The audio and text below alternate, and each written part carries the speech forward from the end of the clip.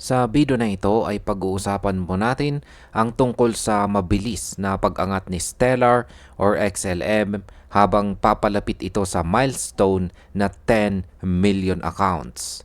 Kasabay po nito ay ang malaking pagpasok ng mga institution tulad ng mga bangko at fintech companies na unti-unting umaasa kay Stellar bilang isang mahalagang blockchain solution. Kaya sa video na ito ay pag-uusapan po natin kung bakit patuloy po ang paglakas ni Stellar, kung paano nakakatulong ang mga institution sa kanyang pag-angat, at ano ang maaaring maging epekto nito sa presyo ng kanyang token.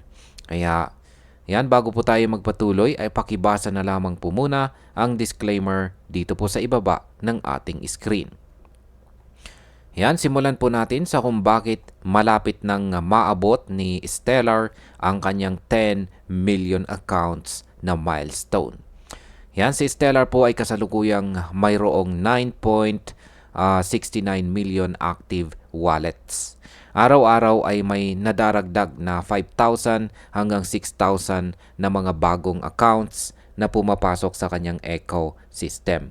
Ibig sabihin ay hindi lang mga retail traders ang gumagalaw dito, kundi pati mga malalaking kumpanya at financial institutions. Ang pagdami po ng accounts ay malinaw na sinyalis na maraming gumagamit kay Stellar sa totoong transaction at hindi lamang para sa trading. Ang impact po nito sa market ay pwedeng magbigay ng dagdag na kumpiyansa sa investors na posibleng magtulak ng mas matatag na pagtaas ng presyo. Ano naman po ang ibig sabihin ng lumalaking adoption mula sa mga institution? Kung titignan po natin, hindi tulad ng ibang crypto na puro hype lang ang dahilan ng kanyang paggalaw. Si Stellar ay tahimik, ngunit matibay ang kanyang reputasyon. Nakatuon po siya sa compliance at mga financial grade na use cases. Dahil dito ay naaakit ang mga bangko, fintech companies at remittance providers na gumamit ng kanyang technology. Kapag pumasok po ang mga institution ay hindi lang ito pansamantalang galaw. Nagbibigay po sila ng long-term liquidity at stability. Para sa market, ang ganito pong klase ng suporta ay pwedeng magdala ng consistent growth at magtulak kay XLM papunta sa mas mataas na presyo. Ngayon ay bakit po ba pinipili ng mga bangko at fintech itong si Stellar? Isa po sa mga pinakamalaking dahilan ay ang kanyang partnership. Halimbawa ay ang kanyang pakikipagtulungan kay MoneyGram at saka Circle. Dagdag pa dito ay ang pilot projects kasama ang ilang central banks at fintechs gaya po ng VersaBank. Si VersaBank ay nagsimula ng mag-test ng tokenized deposits na tinatawag po na USDVB gamit si Stellar, kasama rin sina Ethereum at saka Algorand.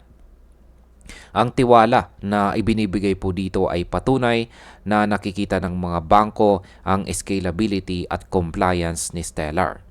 Para sa market, ito ay isang malakas na signal na kayang humawak ni Stellar ng malaking halaga ng transaction na maaring magpataas ng demand para sa kanyang token. Ngayon ay ano po ba ang kaibahan ng institutional money kumpara sa retail money? Kung ang retail traders ay madalas magdala ng mabilis ngunit pabago-bagong galaw sa presyo, ang institutional money naman ay mas nagbibigay ng stability. Kapag malaking kumpanya at bangko ang pumapasok, mas nagiging mahaba ang kanilang pananaw at mas malaki ang liquidity na kanilang dinadala. Para kay Stellar, ang presence ng institutional money ay nagsisilbing pundasyon para sa long-term growth. Ibig sabihin, hindi lang ito basta hype, kundi totoong adoption na may pangmatagalang epekto sa presyo ng kanyang token. Ngayon ay ano naman po ang sinasabi ng mga analyst tungkol sa breakout ni Stellar? Yan, ayon sa mga analyst, ang paglakas ng kanyang network at ang demand mula sa mga institution ay posibleng magsilbing spark para sa susunod na breakout. Ang pinakamalapit na psychological resistance ay nakapwesto po sa presyong 0.50. Kapag na-break or nabasag po ni Stellar ang price level na ito, malaki po ang posibilidad na tuloy-tuloy ang kanyang pag-angat. Ang impact po nito sa market ay napakahalaga dahil ang 0.50 ay isang malaking psychological barrier para sa mga investors. Kapag naabot po at nalampasan ito, ay maaaring dumami po ang papasok na buyers na siyang magtutulak sa presyo pataas. Ano naman po ang kasalukuyang presyo at technical signals ni XLM? Sa ngayon ay naglalaro po ang presyo ni XLM sa 0.38. Ito ay malapit sa kanyang key support level. Ayon po sa technical indicators, mukhang naghahanda itong si Stellar para sa isang bullish reversal. Ang RSI or Relative Strength Index po nito ay nasa neutral level, habang ang kanyang MACD patterns ay nagpapakita naman po ng humihinang bearish momentum. Kung susundin po natin ang mga projections, posibleng makakita po tayo ng short-term target sa pagitan po ng 0.42 hanggang 0.44. Sa medium term naman, bago matapos ang September ay maaaring umabot po si Stellar sa 0.48 hanggang 0.57. Kung malampasan pa ang 0.50 resistance, may tsansa itong pumalo sa mas mataas na range na nasa 0.60 hanggang 0.77. Ang impact po nito ay magbibigay ng mas malaking kumpiyansa sa market. Kung tuloy-tuloy po ang pag-angat, mas maraming traders at institutions ang papasok na pwede pong magdala ng mas malakas na price rally. Yan bilang panghuli, para sa akin ang sitwasyon po ni Stellar ngayon ay napaka-promising. Malinaw na hindi lang siya umaasa sa hype kundi sa totoong adoption mula sa malalaking kumpanya at bangko. Ang kanyang paglago sa accounts at ang pagtitiwala ng mga institutions ay nagsisilbing matibay na pundasyon para sa kanyang future o hinaharap.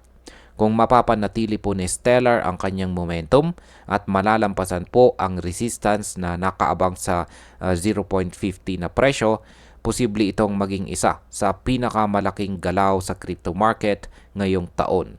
Para sa mga traders at investors, dapat po nating bantayan ang kanyang paggalaw dahil ang institutional backing ay madalas magdala ng long-term success. At ayan, hanggang dito na lamang po tayo sa video na ito mga ka-crypto. Marami pong salamat sa panunood, ingat po tayo lagi at God bless po sa ating lahat.